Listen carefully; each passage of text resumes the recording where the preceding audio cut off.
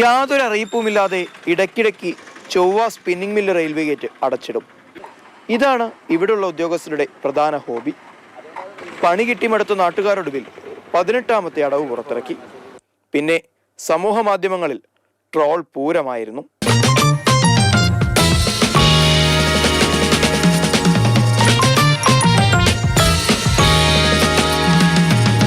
ഗതികെട്ടാണ് ഇത്തരമൊരു നീക്കവുമായി വന്നതിന് പിന്നിലെന്ന് നാട്ടുകാർ തന്നെ പറയുന്നു. ഒരു ചെറിയ പേപ്പറിൽ എഴുതിയിടുക എന്നതിലപ്പുറത്തേക്ക് മറ്റ് ചില വർത്തമാന പത്രങ്ങളിൽ ചെറിയ അറിയിപ്പ് എന്നതിലുപരിയിലേക്ക് ജനങ്ങളിലേക്ക് എത്തുന്ന തരത്തിലുള്ള പ്രചരണങ്ങൾ റെയിൽവേയുടെ ഭാഗത്തുനിന്ന് ഉണ്ടാവുന്നില്ല. ഏതു നേരവും അടഞ്ഞുകിടക്കുന്ന ഈ ഗേറ്റ് കാരണം വഴിയാധാരമാവുന്നത് അനവധി പേരാണ്. ട്രാൻസ്പോർട്ടേഷൻ ബസ്, പ്രൈവറ്റ് ബസ്സുകൾ താഴെച്ചൊവ്വ വരെ പോകാൻ പറ്റാതെ ഇവിടുന്ന് തിരിച്ചു പോകുന്ന ഒരു അവസ്ഥയാണുള്ളത്.